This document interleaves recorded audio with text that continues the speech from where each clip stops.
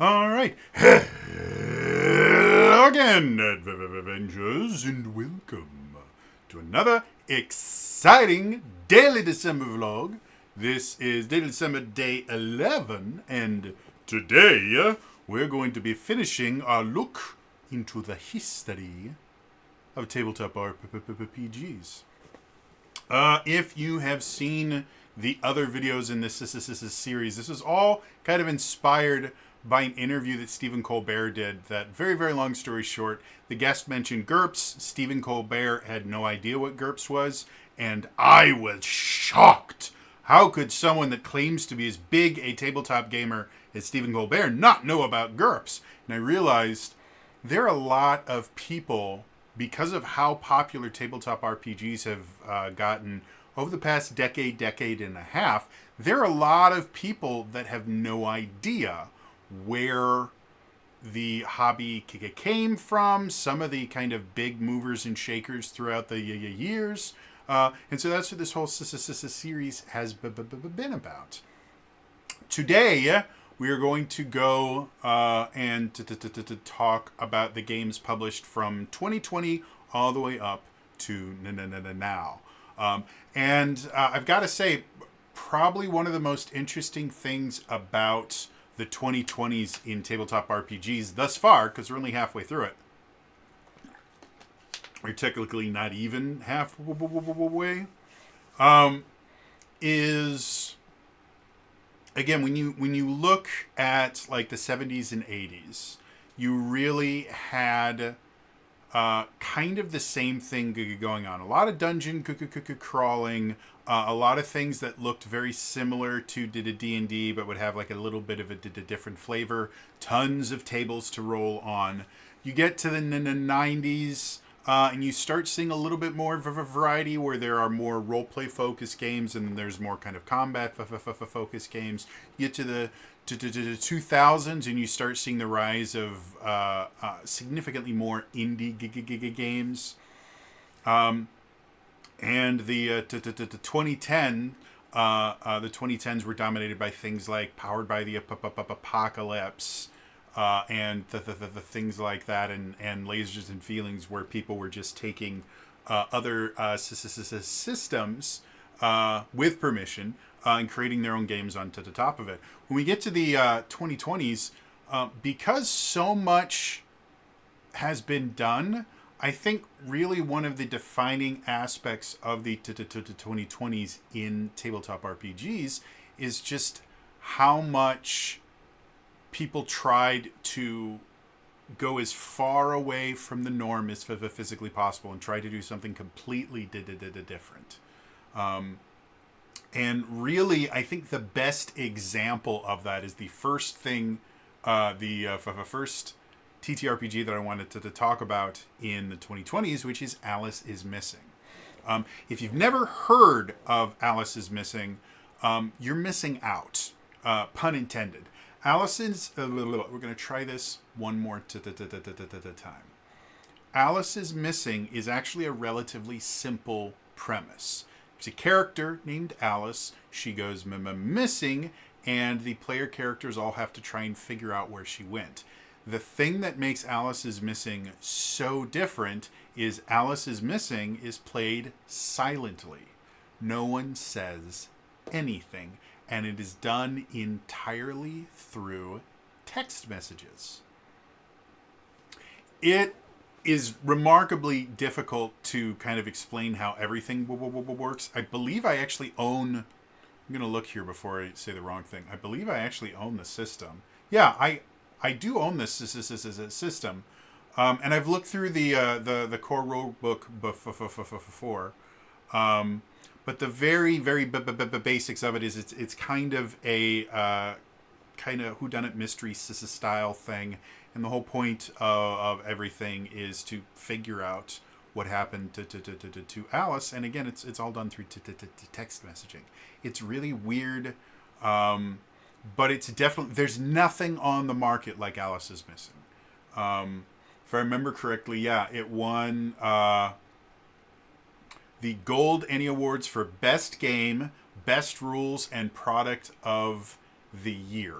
The Annie Awards, they have bronze, silver, gold of a lot of their categories, and best game, best rules, and product of the year are three real big categories. The other thing with Alice is Missing is Alice is Missing.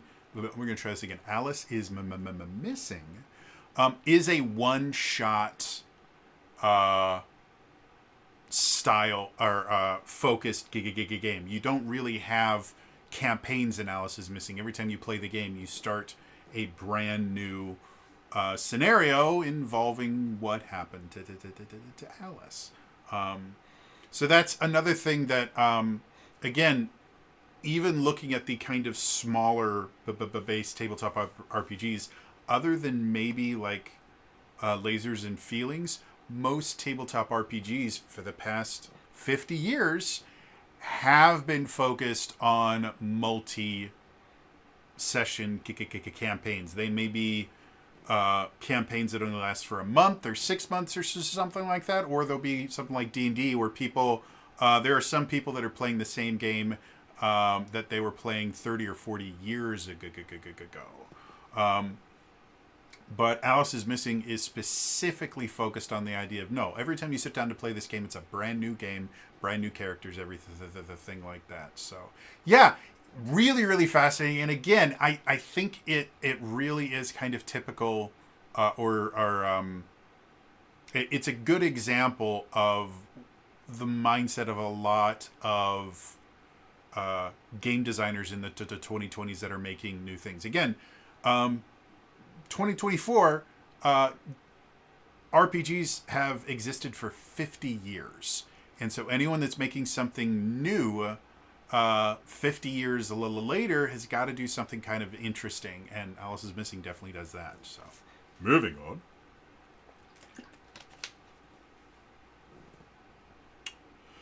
The next tabletop role-playing game I would like to talk about is called Burn Bright.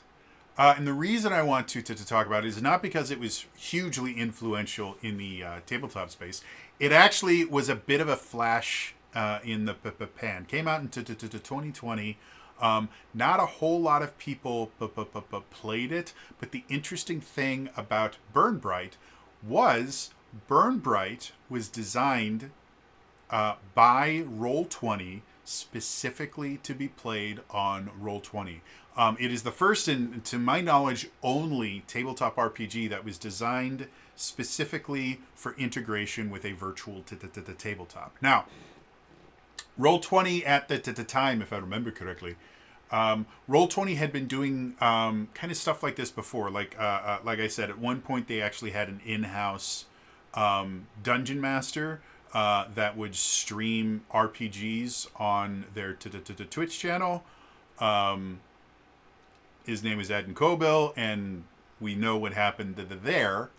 But another fun fact: I actually applied for that job as well.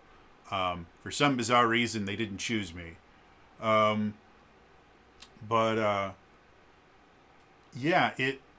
Roll20 had been trying to do more than just be, hey, we're a virtual tabletop.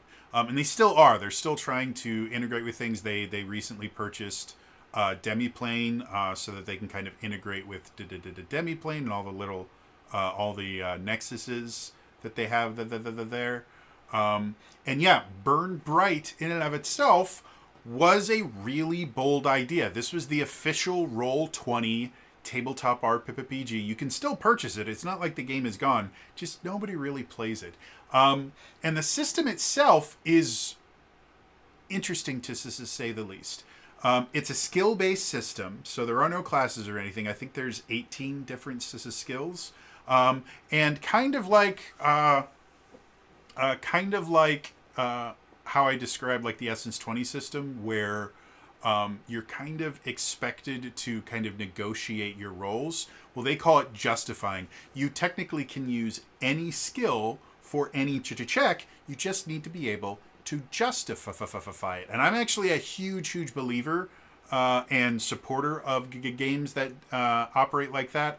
Open Legend is another one that is kind of built on that idea of, I call it negotiating. Again, again, they refer to it as justifying. Because I think it allows the players to have a little bit more agency in what they do. And it turns into some really interesting decisions that they can make. However, the skill list that they have, I don't think lends itself really well to the idea of justifying, because they do have some really kind of standard skills like stealth. There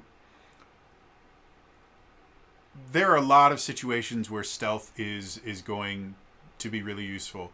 But if somebody's like carburetor needs to be replaced, there's no way you're going to be able to justify, well, I'm going to use my stealth skill to stealthily replace the carburetor or something akin to that. So I personally think if you want to go that kind of vague negotiation-based RPG, you actually need to limit your skills and make them as broad as possible, as opposed to expanding the skills so you have tons of them, but then at that point they become so specialized that you can't really justify a lot of the roles. The other thing that's kind of interesting about Burn Bright is when you're building your character, you assign points to the different skills, and it basically makes the die get larger, very similar to Essence to 20. The big difference is the way that skill checks work is the GM will pick a difficulty, and based on the difficulty, the easiest is a difficulty 2, the hardest is a difficulty 7. Based on the difficulty, you will have to roll that number of dice. So let's say you have like a D6 in your stealth skill, and you're trying to sneak around a school or something at night. Because you need to, I don't know, you left something in your locker. You need it to go home. So the GM decides that it's a difficulty 3 skill check. And so what you do is you would roll 3d6, and your goal is to not roll doubles. If you roll doubles, you fail the check. Anything else, as long as all the dice roll a different number, you succeed, which is a weird way to do skill checks. It also means that the more dice you roll, it becomes exponentially more difficult to actually succeed. And it also means, depending on the size of your die, there can be situations where it's literally impossible for you to succeed because you don't have enough numbers on your die to be able to roll different ones. So, again, Burn Bright, very much trying to do something very, very different, just like Alice is missing. It didn't work super well. Like I said, the system still exists. You can still purchase it and everything. Nobody's playing it. So did it change the world of tabletop RPGs?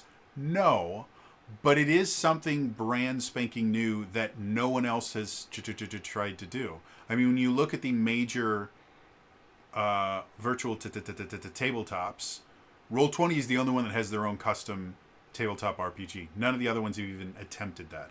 I think Roll20 is also the only one that has had their own in-house GM as well. So say what you want about Roll20, they are trying to push the envelope as much as they can. They don't succeed often, but when they do, they make amazing things. So, yeah, moving on.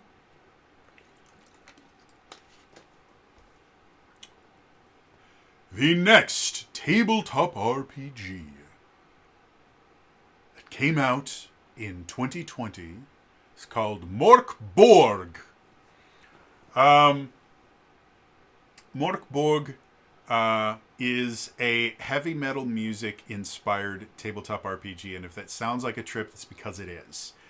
It is weird, but it does give an example of something that I find really interesting about a lot of the 2020 tabletop RPGs, which is they're trying things that have not been in tabletop RPGs. Again, if you look old school RPGs, you had two flavors. You had science fiction and you had fantasy.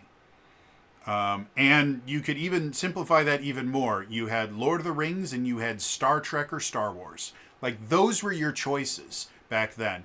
You get into the 80s, they start doing things like Paranoia and some superhero RPGs, so you're getting a little more variety. 90s, you get to the World of Darkness stuff, and you start seeing a little bit more kind of gothic RPGs. She's showing up. Call of Cthulhu shows up in the 80s, I think it is. So, you're getting a little bit of a variety, but once you get to the 2020s, you start getting really, really weird things like Sentai Insensibility or Morkborg, which is Swedish for Dark Castle, by the way. And I'm not going to go through every single just really, really different tabletop RPG, but you do start seeing people going away from the trends. Generally, if you have a fantasy-based RPG, not only is it going to be quote-unquote fantasy-based, it's going to be based on European fantasy. But then we start seeing things like Vaesen, which is... What was Vaesen again? Vaesen was Scandinavian. So still Europe, but a different part of Europe that generally doesn't tend to be focused on. Like, fantasy tabletop RPGs, a lot of times are not just medieval Europe, they're medieval England. And the areas immediately around there. France, Rome, or France, Italy, that area is where most medieval fantasy is settled. And Vaesen goes for Scandinavian. Morkborg is Swedish influence, but is all heavy metal inspired weird stuff. And you'll see a lot of different things. Like, there's some Cypher System supplements that are Native American based. There's actually a Native American based tabletop RPG that I can't remember for the life of me what it's called. But it got a lot of really good reviews. I think it came out in like 2022-ish. So yeah, Morkborg is a kind of perfect example of the kind of offshoot of tabletop RPGs that became, again, they weren't invented in the 2020s, but they started becoming significantly more popular of, well, yeah, we want to make a kind of fantasy-esque style RPG, but we don't want to be set in England and France. So we want to look at folklore that doesn't get a whole lot of playtime. Even stuff like Welsh folklore, Irish and Gaelic in general folklore doesn't tend to show up a lot in your traditional fantasy settings, but we're starting to see more and more things just simply because Gaelic folklore is just not as popular and didn't spread anywhere near as far and wide as the kind of more traditional English folklore. And nobody knows about Wales. Wales is a wonderful, beautiful country. Please don't think that I am stepping on it in any way, shape, or form, but the Welsh in general kind of get shit on in the UK. So yeah, that's Morkborg. And I do not own Morkborg. I've never looked at it, so I have no idea mechanics-wise how it plays. But I do just like the fact that it's a heavy metal themed tabletop RPG. Moving on.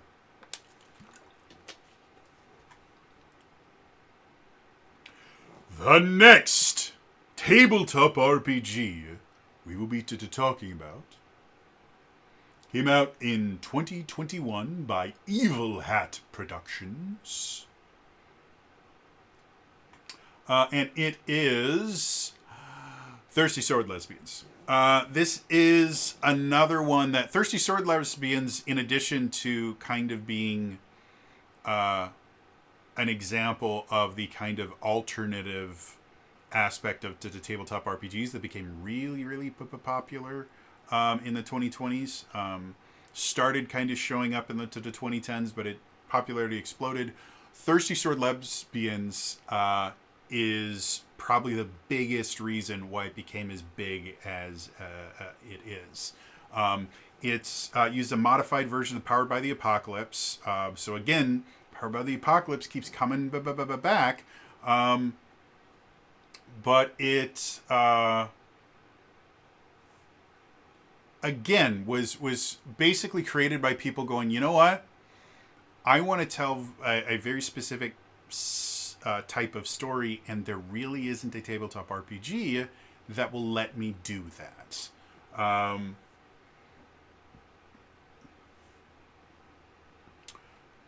and yeah, I mean, I'm going to just read some stuff off of the Wikipedia page because it explains it pretty well.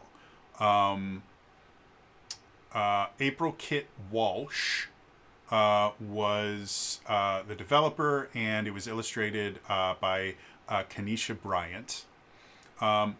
So Walsh told the Daily Dot, this is directly from the Wikipedia page, that development began slowly due to her work as an attorney. She used to be an attorney. It's another thing that I find fascinating.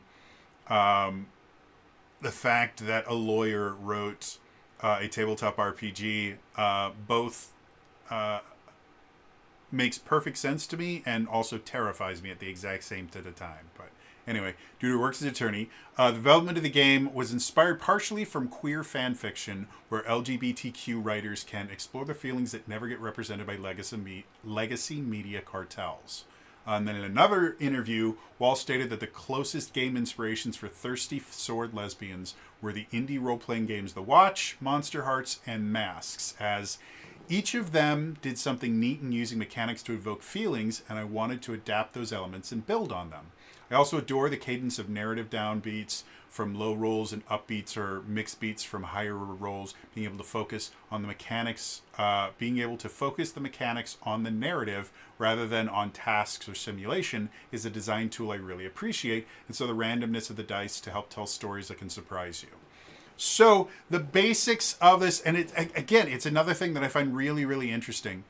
If you have never ventured into the world of fan fiction, congratulations, you may want to avoid it. It is a deep, deep, dark, crazy labyrinth of nonsense. Some of it very, very interesting, some of it significantly less. Fun fact. What is it called?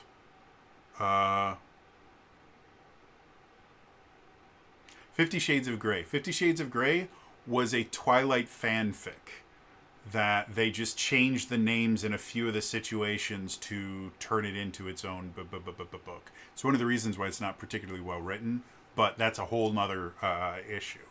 But yeah, so the world of fan fiction has existed for forever. Way back in like the 60s, kids were, writing stories, fan fictions about Star Trek and the things like that. Fan fiction has technically existed for centuries. But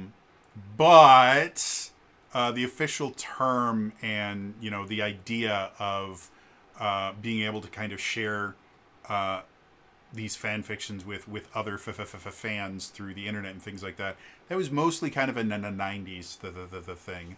And it is its own subculture. They have their own language. They have everything like that. And so seeing this tabletop RPG kind of get inspired by this subculture that is completely unrelated to tabletop RPGs, and watching a tabletop RPG kind of mimic that subculture is really, really interesting. And also, the connections to the LGBTQ community was another thing. It's not that they had never been in the tabletop RPG world before. Something I think a lot of people kind of miss when we're trying to decide who to cancel next. Tabletop RPGs have always been the kind of refuge of the outcasts and the people that were kind of pushed aside and things like that. So for the most part, the tabletop RPG, when you look at it as a whole, everyone has those examples of those kind of really bad gatekeeper type of people in one place or another. But as a whole, it was always where the misfits and the people that were not part of the in crowd would kind of go and congregate. So I'm not saying that this is the first time that LGBTQ were able to show themselves, but the fact that this had an extremely strong connection with them, the fact that it was inspired by fan fiction, then also inspired by other things like Monster Hearts and Masks, things like that. Like, it was just kind of this lightning in a bottle kind of things. And from what I've heard, it's a fantastic game. I don't think I even own Thirsty Sword Lesbians. Let us look. Starts with a T. I didn't think so. So yeah, don't own it, but I have friends that have played it. I've read reviews and things about it. For the most part, people have been very happy with it, which is kind of true of most Powered by the Apocalypse games. Like, it's hard to screw up a Powered by the Apocalypse game. And that kind of goes back to the idea that Apocalypse World was a remarkably well-designed game that gave rise, because the initial game was very, very well designed, it meant that anyone using that as the bones of their RPG really had a great starting point. Whereas something like the D20 system, again, 3rd edition D&D is massively over-designed. Some people like that, but it did mean that you had to really, really understand the system if you wanted to be able to make your own version of it. So there are quite a few D20-based games that just really aren't all that great. Whereas it continually impresses me how many Powered by the Apocalypse games I'm constantly finding going, this is actually really interesting. This is really, really fun. And there are tons of them. So, yeah. Overall, interesting stuff. The artwork is killer. Yeah. Moving on.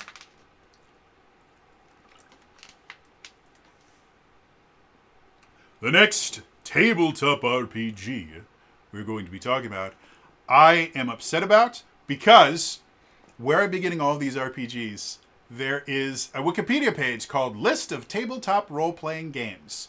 And it's a big old table, and I push the button so that it organizes it by years. You know what is not on this list anywhere?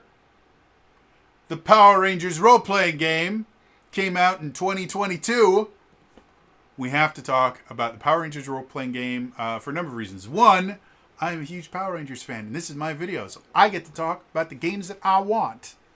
Second of all, it was the first of the Essence 20 games, which eventually expanded to G.I. Joe, Transformers, and eventually the My Little Pony tabletop RPG, which I do have. I just don't have it on display. I really should fix that.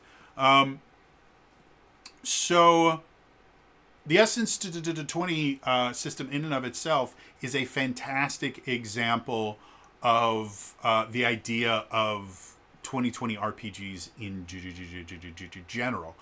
It started off as a using the 5th edition OGL, and it started off as a basically total conversion of D&D 5th edition. And as they designed it more, they realized this doesn't fit 5th edition. We want to make our own thing. And just like I mentioned before, the Essence 20 games don't play anything like Dungeons and Dragons. They don't play anything like the World of Darkness games. They are kind of wholly unique in their mechanics. If anyone is unaware of the Essence 20 system, you have 4 essences. They are strength, speed, smarts, and social.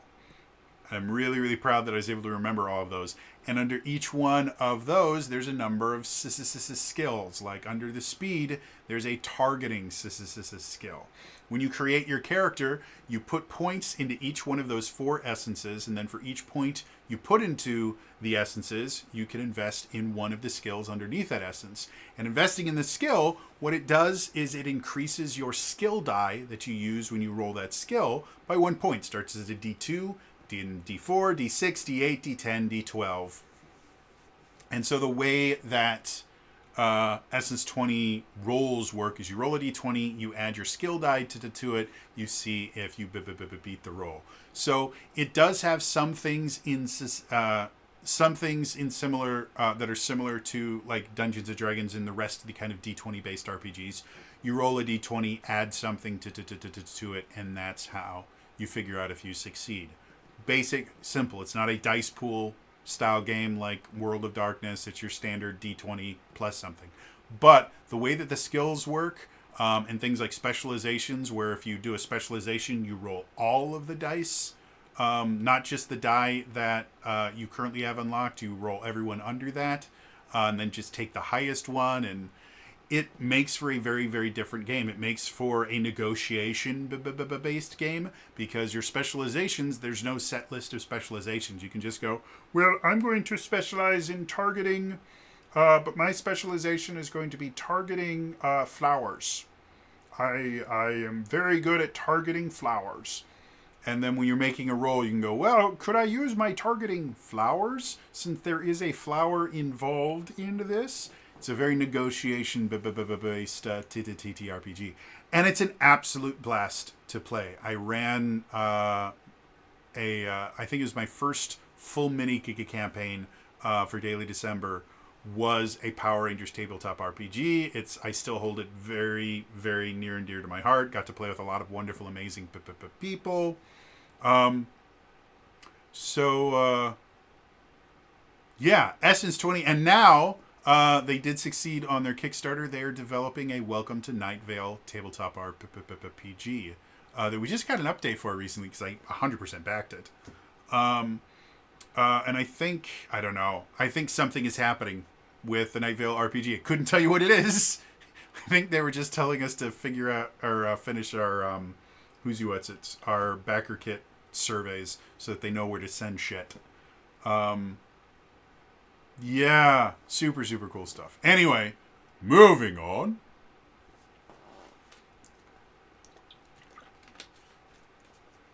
The next tabletop RPG I would like to speak about goes all the way up to 2023, and that's going to be Fabula Ultima. Fabula Ultima took the world by storm for a number of reasons. Probably the first of which, it's a tabletop RPG that was designed primarily by one dude. His name is Emanuele Galetto. He's Italian. He's a super, super cool dude. I actually, he has a Discord where he communicates, like he puts all of his press releases and stuff out on the Discord. I'm a part of the Discord. He is such a cool dude. He's very, very welcoming. He's very, very encouraging. But he created this thing called Fabula Ultima, which again was another one of those ideas of, we want to do something very, very different. Fabula Ultima was not, they listed as a TTJRPG. It was specifically designed to simulate old school JRPGs like Final Fantasy, Chrono Trigger, Dragon Quest, things like that. Is it the first kind of Japanese role-playing game inspired tabletop RPG? Absolutely not. Sword World kind of fits into that. Big Eyes Small Mouth, while it is more anime focused, it can have that kind of JRPG feel to it. Ryutama, which we talked about last time, does have, or Fabula Ultima actually took a decent amount of inspiration from Ryutama. So I'm not saying that this is the first kind of Japanese-inspired tabletop RPG, but the way that they decided to do everything is, again, extremely unique. All of your roles are based on 4 different skills that my brain is not remembering right now. Basically, you have 4 skills. I think it's strength here. I have the damn game. Fabula Ultima. By the way, I absolutely adore this game so much. Go character creation. Theme, origin, classes. There we go. Dexterity, insight, might, and willpower. So you have these 4 scores. Dexterity, insight, might, willpower. Anytime you make a roll, the DM will ask you, okay, well, we're going to call this a dexterity willpower check. Or this is going to be a might insight check. Or this is going to be a dexterity check. And so what you do is each one of those scores is assigned a specific die. I think they start at a D4 and then go up to a D12, I want to say. You choose that die, and then you roll it, and you see if you beat the number after you add any modifiers to it. It's it's a remarkably simple sounding system that becomes incredibly complex and really does give the GM the ability to let players do anything that they want.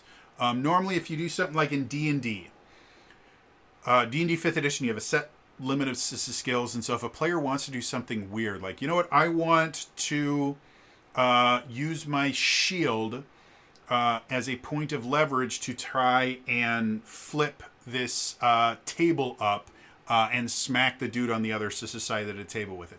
There's no rule for doing that in D&D. And so you have to sit there and go, okay, well, which skill, I guess we could call it athletics. He goes, well, you know, I'm not really using a lot of force. I'm using more, you know, the idea of leverage, and that could I instead make it like an intelligence-based check? And then you go, okay, I guess we'll give you disadvantage because it's a really heavy table. That's really all you can do. With Fabula Ultima, you literally, they describe what they do, what they want to do, and you just go, okay, well, obviously that's going to take a little bit of strength, but it also, I think, is going to use a lot of your kind of intellect. So we'll make that a might insight check. Or, you know, I want to break down the door. Okay, there's nothing you need to do. It's just might. You know, we'll go ahead and do that. But you could have the another character go, well, I'd like to break down the door by trying to remove the hinges. Go, ooh, well, I guess in that point we'll call that a dexterity might, because it still takes a decent amount of strength, but it also has, you know, a little, you have to make sure you're doing it. It's like, well, if I use, you know, a lever and things like that, can we make it dexterity insight? So that I'm not actually using a bunch of strength, I'm just using leverage and things like that? Yeah, sure. It's a brilliant game. The class system in and of itself, you basically are required to multi-class, which means that every single character you make is very unique and just flat out fun. The game itself is a delight to play. I did a Fabula Ultima campaign the last December, and it was so much fun. We had an absolute blast playing it, and I would do it again in a heartbeat. It was such a great system. So, yeah. Moving on.